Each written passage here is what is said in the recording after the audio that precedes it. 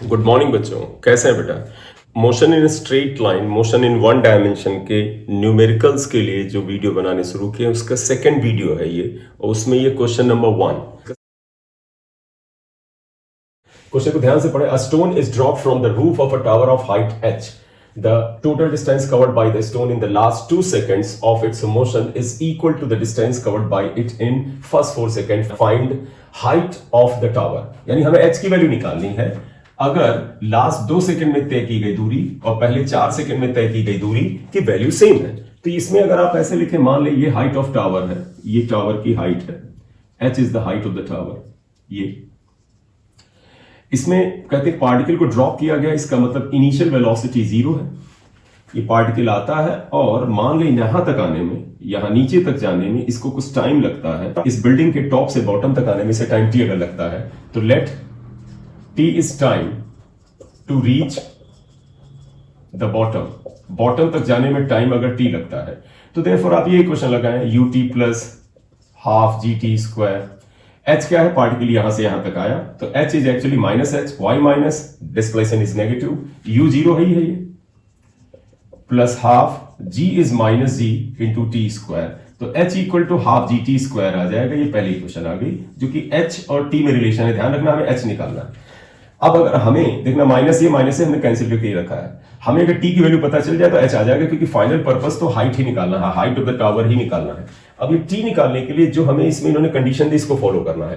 कहते हैं distance covered in first 4 second is equal to last 2 second. तो पहले हम ये निकाल लें, distance covered in first 4 second. शुरुआती सेकंड की डिस्टेंस का तो बेटा यही फार्मूला है, h equal to u t plus half G T square. h आप बताइए, क्योंकि हमें फर्स्ट 4 सेकंड में डिस्टेंस पता करना है, तो हम इस साइन को अगर h4 कर लें, h4 ऑब्वियसली बात, पार्टिकल ऊपर से नीचे आएगा, minus h4 equal to u zero half g is minus g, t is 4, तो t इज 4 यहां भी रख सकते हैं, लेकिन ये तो जीरो हो जाएगा, कोई मतलब नहीं है। Minus h4 equal to minus gt, और t इज 4 का स्क्वायर करें 16, तो ये बेटे कैंसिल होगा, तो ये आ जाएगा माइनस 8g। तो इसका मतलब h4 यानी पहले 4 सेकंड में तय की गई दूरी जो है वो 8g है। माइनस माइनस कैंसिल करके हमने प्लस में लिख दिया, ये माइनस कैंसिल होकर प्लस हो गया। ठीक है, अभी हमें 4 सेकंड की दूरी तय की गई। अब हमें आखिरी 2 सेकंड, ये थोड़ा चैलेंजिंग काम है, जरा ध्यान रखना। आखिरी 2 सेकंड में मान लीजिए दूरी तय करता है, आप ध्यान रखिएगा, इसकी हाइट h है। मान लिया आखिरी 2 सेकंड में ये दूरी तय करता है, this is distance covered in last 2 second. इसका मतलब है यहां से यहां तक आने में 2 सेकंड लगा। तो आप बताइएगा, यहां से यहां तक आने में जो हाइट है, अगर मैं इसे h2 डैश लिख दूं, h2 डैश, तो बेटे इसमें टाइम लगेगा t माइनस 2 टाइम। मैं बता देता हूं कैसे, ध्यान रखिएगा, h2 dash is the height and t is minus 2। क्यों, यहां से यहां तक आने में टाइम t लगा है, उसमें से अगर ये टाइम 2 सेकेंड है, ये टाइम लगा है 2 सेकेंड का टाइम लगा है, क्योंकि this is distance covered in last 2 second. तो ये 2 सेकेंड को अगर हम पूरे t सेकेंड में से माइनस करें, तो ये टाइम कितना आ जाएगा, t माइनस 2 सेकेंड। अगर हम ये करें कि यहां से यहां तक की हाइट t माइनस 2 सेकेंड की height h2 dash find out कर लें, फिर h में से h2 डैश को माइनस करेंगे, तो h2 यानी 2 सेकेंड की डिस्टेंस आएगी, और ये डिस्टेंस इसके बराबर है according to the given condition. तो हम यही करने जा रहे हैं, distance covered in t minus 2 second. क्यों बेटे निकाले, वो मैंने आपको बताया। अगर हम t माइनस 2 सेकेंड में डिस्टेंस निकालें, फिर वही formula h equal to u t plus half G T square लगा रहे हैं, क्योंकि बेटा t माइनस 2 सेकेंड यहां से यहां तक आने का टाइम है, यहां तक ये। तो h को तो आप माइनस h2 डैश लिख दें, u is still 0 plus half g is minus g, और t is t minus 2 here. तो आप देखिए, मैं थोड़ा डायरेक्ट कर रहा हूं बेटा, ये माइनस और ये माइनस कैंसिल हुआ, तो h2 dash equal to g by 2। इस ब्रैकेट को ओपन कर देते हैं, t square plus 4 minus 2t आया।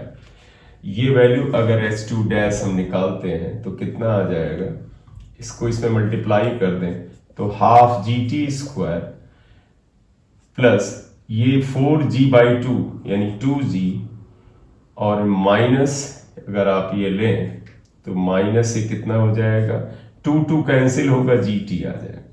तो ये वैल्यू आ रही है फिलहाल। एक बार साइन वगैरह चेक कर लें, यहां पर देख लीजिए, ये माइनस था, ये माइनस कैंसिल किया तो ये प्लस आया, ये होता है A square plus B square minus 2ab। थोड़ा सा गलत हो गया है, देखो A square plus B square minus 2ab मतलब है 4t आएगा। तो इस 4 में से मल्टीप्लाई करोगे तो एक बार फिर से देखते हैं, ये g/2 half G T square, ये g इसमें जाएगा, 2 कैंसिल हुआ, 2g आएगा, ये इसमें जाएगा, 2gt आ जाएगा माइनस 2gt, ये वैल्यू आई। अब बेटे ध्यान दीजिएगा, ये जो है इतनी हाइट, इसको अगर हम h में से पूरे में से माइनस करें तो h2 आ जाएगा, और h2 को ही इसके बराबर दिया, तो देयरफॉर देखिएगा बेटा h2 इक्वल टू, h2 है क्या, शब्द दीजिएगा distance covered in last 2 second, that is equal to h minus h2 dash, h minus h2 dash, h is half G T square minus, इसे माइनस करें तो देखिएगा ये minus half G T square, ये माइनस 2g और ये plus हो जाएगा 2gt, ये आएगा, ये कैंसिल हुआ। तो h2 डैश क्या है आप इसे नोट कर लो, तो फिर हम इसे सॉल्व कर देते हैं। बेटा स्क्रीनशॉट ले लीजिए, नोट कर लीजिए यहां तक इक्वेशन। ध्यान रखिएगा इस इक्वेशन का इस्तेमाल हमें फिर करना है, क्योंकि मैंने बताया था ये t की वैल्यू मिल जाए तो h आ जाएगी, h ही फाइंड आउट करना है, तो इसे ध्यान रखिएगा। तो इक्वेशन 1 आपको दिमाग में रखना है। आइए ये कितना आता है बेटा, देखें h2 is actually 2gt minus 2g, ऐसे ही पढ़ा रहने दें। Equation number 4 according to question बेटा h4 यानी पहले 4 सेकंड में तय की गई दूरी यानी डिस्टेंस और लास्ट 2 सेकंड की डिस्टेंस सेम है, तो आप क्या लिखोगे, given h2 is actually h4, ये वैल्यू इसके बराबर है, तो 2gt minus 2g equal to 8g, 2gt equal to 10g, ये माइनस माइनस प्लस हो जाएगा 10g, g से g कैंसिल होगा तो t इक्वल टू बेटे आ जाएगा 5 सेकेंड, t की वैल्यू 5 सेकेंड आ गई 10/2। अब अगर t 5 आ गया, देयरफॉर इक्वेशन 1 में रखते हैं, that was half G T square, या तो h equal to half, g को अगर हम 10 कंसीडर करके चलें तो 5 स्क्वायर, ये 5 हुआ, 5 स्क्वायर इज 25, 5 जो 125 मीटर, तो height of the building is 125 meter, ये आंसर आ जाएगा। अगर g की वैल्यू 9.8 रखा जाएगा तो ये हल्की सी वैल्यू कम हो जाएगी। तो हियर इज द आंसर। ये क्वेश्चन है सिंपल बेटा, अंडर ग्रेविटी का क्वेश्चन है और इंपॉर्टेंट भी होता है। क्या हमने कंसेप्ट लगाया, क्या मैकेनिज्म लगाया, वो बीच में स्टेप्स में समझाता गया हूं। आई होप आपको समझ में आ गया होगा।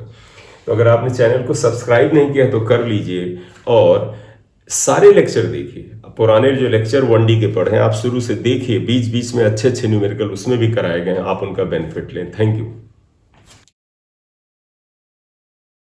यस बेटा, अब सेकंड क्वेश्चन लेते हैं, मोशन स्ट्रेट लाइन का ही। A ball is drop from a bridge of height 122 meter above the river. तो आप देखिएगा ये नदी से 122 ये है point, height of the bridge is 1.22.5 meter, ये दे रखा है। ये आप रिवर मान लीजिए, यहां पर रिवर है क्योंकि इसकी हाइट रिवर से इतनी है।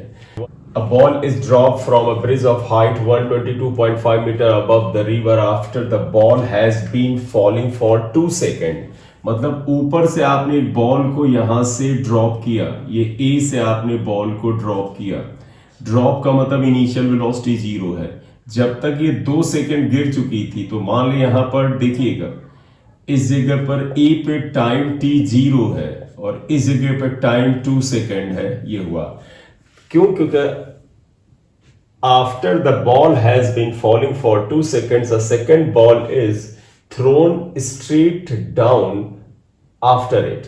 यानी जब ये 2 सेकंड पे यहां आ गई थी तो यहां से एक बॉल फेंकी गई, B is the second ball. इसको नीचे की तरफ फेंका गया कुछ वेलोसिटी u से। नीचे की तरफ जो एरोज होते हैं उन्हें हम माइनस लेते तो माइनस ले लीजिएगा, तो पता है जी की वैल्यू नीचे की तरफ होगा, माइनस जी लिया जाएगा। तो क्वेश्चन में क्या कह रहे हैं,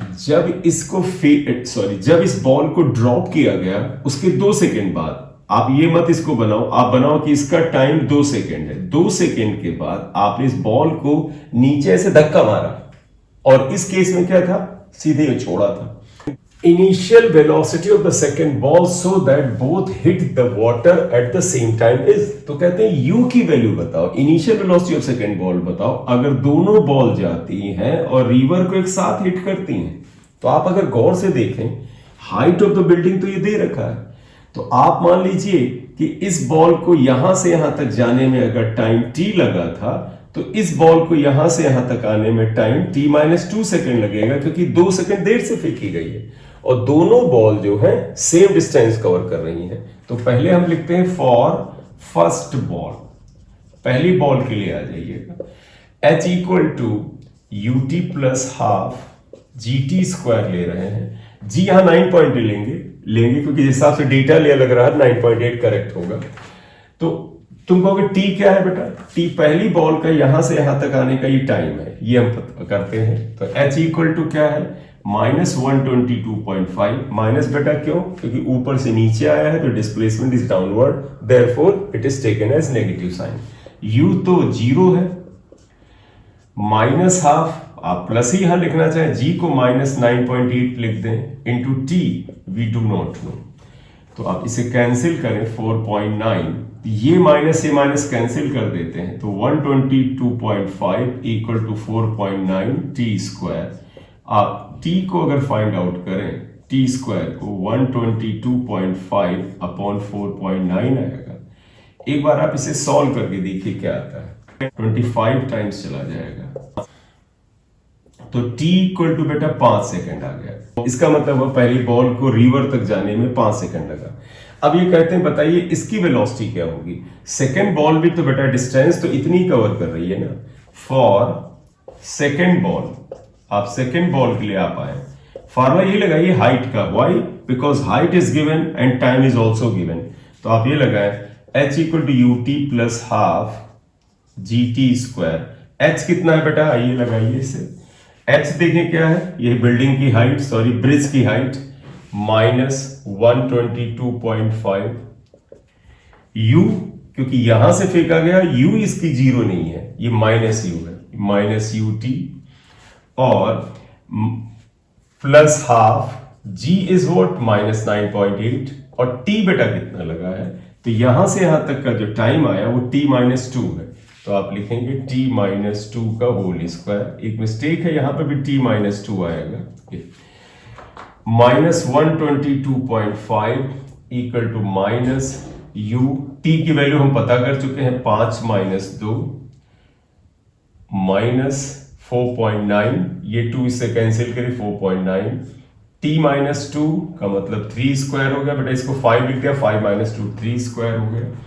हमें बेटे u पता करना और डेटा दिया, माइनस ए सब कैंसिल कर दीजिए, यस माइनस से मल्टीप्लाई करके प्लस कर दीजिए, तो ये हो जाएगा, ये बेटा 5 - 2 3u, और ये प्लस हो चुका है तो प्लस 4.9 इंटू 9 आया। हमें u फाइंड आउट करना है, ये इधर ले आइएगा, 122.5 माइनस, इसको जरा आप मल्टीप्लाई करके इधर ले आए, 9 9 जा 81, 8 आप कैरी ओवर हुआ, 9 4 जा 36 और 8 कितना हो जाएगा 44.1 इक्वल टू 3u। इसको इसमें माइनस करें, 78.4 इक्वल टू 3u आता है, तो u इक्वल टू यहां से आप देखें क्या आएगा, u इक्वल टू 78.4 अपॉन 3, तो इसलिए u इक्वल टू 26.1 मीटर पर सेकेंड आएगा, और ये ऑप्शन में आंसर है 26.1, second answer is correct, therefore option number 2 is correct. तो आप इस क्वेश्चन को आप ध्यान से कर लें। यस बच्चों, अब तीसरा क्वेश्चन लेते हैं। ये कन्वर्जन का क्वेश्चन है, यानी एक्सेलरेशन टाइम ग्राफ को वेलोसिटी टाइम ग्राफ में कन्वर्ट करके पता करना है इन चारों में से कौन सा ऑप्शन करेक्ट है। फिर भी एक बार क्वेश्चन पढ़ लेते हैं। The acceleration time graph for a particle moving in a straight line starting from rest is shown in figure. ये एक्सेलरेशन टाइम ग्राफ है, एक ऐसे पार्टिकल के लिए लिया गया है जिसकी इनिशियल वेलोसिटी जीरो है। तो सोल्यूशन में पहले तो आप ये लिख लेना कि इनिशियल वेलोसिटी u जीरो है, इट इज गिवन, राइट। अब आगे क्या बोलते हैं, which of the following graphs is the best representation of the variation of its velocity and time. In velocity time graph में से इसको बेस्ट कौन सा ग्राफ रिप्रेजेंट कर रहा है। तो इसको आप देखें, ऐसे करें, आप कोई ये तुक्का ना लगाएं कि कुछ बच्चे बेटा इसको ऐसा करने का तरीका करते हैं, यहाँ पर कुछ एक्सेलरेशन है, फिर धीरे धीरे एक्सेलरेशन कम हो रहा, जीरो हो गया, यानी एक्सेलरेशन घट रहा है, यानी उस particle rate of increase of velocity था वो घट रहा है, फिर एक्सेलरेशन जीरो हो गया, इसका मतलब अब वो पार्टिकल कांस्टेंट वेलोसिटी से चलने लगेगा। तो उसके मद्देनजर आप यहाँ पर ग्राफ बना तो सकते हैं। कैसे, देखो एक्सेलरेशन इज डिक्रीजिंग, इसका मतलब जब वेलोसिटी जितनी तेजी से बढ़ रहा था धीरे धीरे कम हो गया वेलोसिटी का बढ़ना, और फिर एकदम से एक्सेलरेशन जीरो हुआ यानी वेलोसिटी कांस्टेंट हुई। अगर आप यहां देखें तो कांस्टेंटली वेलोसिटी बढ़ रही है लगातार, ये नहीं है होगा, क्यों? क्योंकि वेलोसिटी के बढ़ने का रेट घटना चाहिए, परिवर्तन दिखना चाहिए, ये भी नहीं होगा स्ट्रेट लाइन। इसमें हो सकता है कि वेलोसिटी, लेकिन यहां देखें वेलोसिटी लगातार बढ़ रही है, इसमें वेलोसिटी घट रही क्योंकि स्लोप घट रहा है, और जाके फाइनली आप देखिए वेलोसिटी आगे जाके कांस्टेंट होगी। तो ये आंसर आपका हो सकता है। तो भी हम चाहते हैं कि एक बार इसको हम सॉल्व करके देखें। तो जो तरीका अभी मैंने बताया कि इस ग्राफ का स्लोप धीरे धीरे कम हो रहा है, अगर स्लोप कम हो रहा है इसका तो वेलोसिटी जो है वो उतनी तेजी से नहीं बढ़ रही है, the rate of change of velocity जो हो रहा है वो स्लो हो रहा है, और फिर वेलोसिटी कांस्टेंट हो रही है। तो ये ग्राफ सही है। हम लोग बेटा मैथमेटिकल तरीके से करते हैं। कैसे?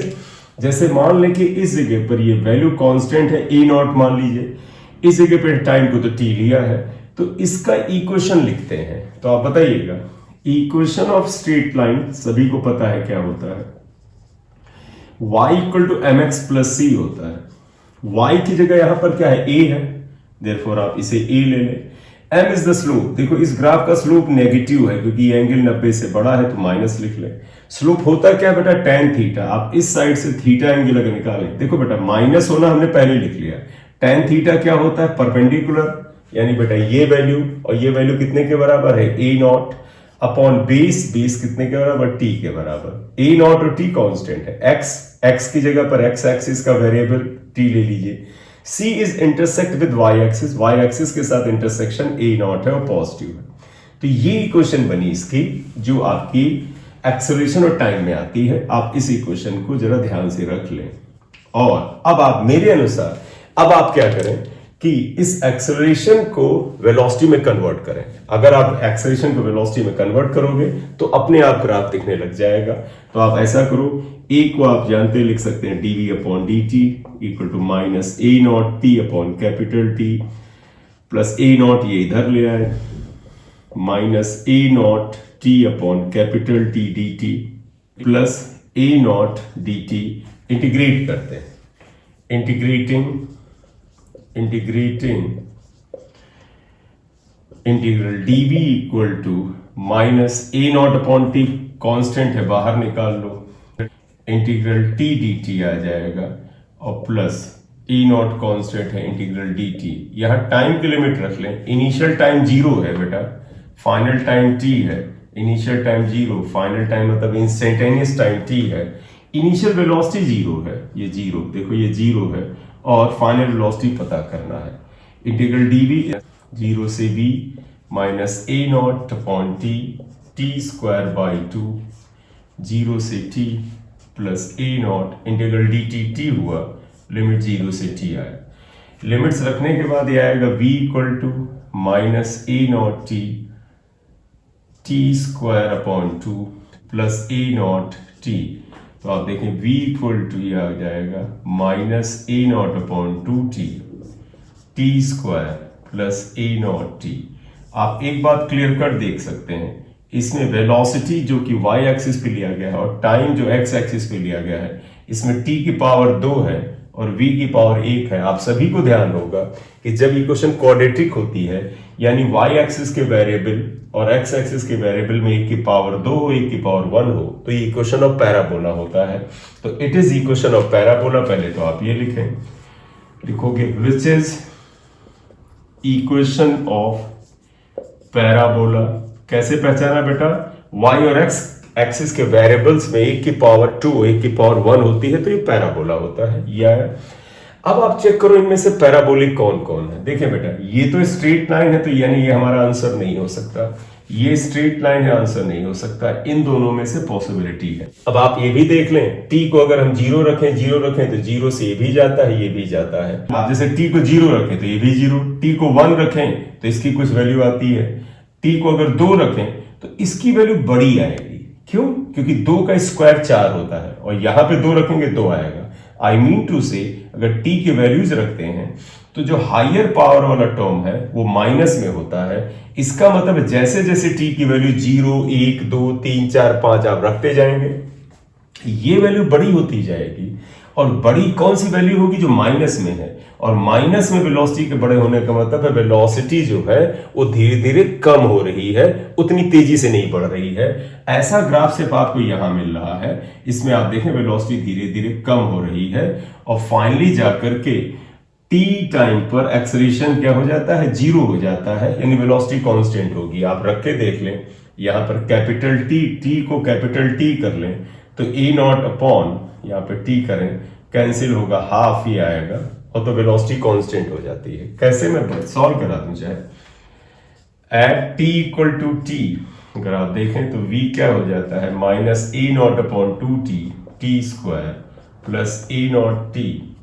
ये बेटा कैंसिल हुआ तो देखो a0 t upon 2 a0 t, तो ये बेटा आ जाएगा प्लस a0 t अपॉन 2। आप देखें a0 भी कांस्टेंट, t भी कांस्टेंट, इसका मतलब वेलोसिटी फाइनली कांस्टेंट हो जाती है और पॉजिटिव होती है। तो ओवरऑल क्या है, जो पहला तरीका आपको बताया था वेलोसिटी में इंक्रीज धीरे धीरे कम होता जाता है, वो उस तरीके से भी आंसर कर सकते हैं। और दूसरा इससे कर सकते हैं कि जैसे जैसे टाइम बढ़ेगा माइनस वाला टर्म ज्यादा डोमिनेटिंग होगा, बड़ा होगा, इसलिए वेलोसिटी जिसमें आगे समय के साथ उतनी तेज ना बढ़े, रेट ऑफ इंक्रीज कम, वो वाला ऑप्शन होगा। आप देखें यहां वेलोसिटी धीरे धीरे उतनी तेज नहीं बढ़ रही बल्कि कम होती जा रही है, जबकि यहां वेलोसिटी बड़ी तेजी से बढ़ती जा रही है। तो ये आंसर सही होगा। तो आंसर विल बी 1। जो पहला हमने ओरल तरीका बताया था वो भी कुछ क्वेश्चंस में लग जाता, जैसे यहां सटीक लग रहा था, तो वो तरीका भी आप यहां पर अपना सकते हैं। ठीक है, thank you for watching the video. बेटा अगर आप पहली बार इस चैनल पे आए हैं तो इसे सब्सक्राइब कर लीजिए। Thank you very much.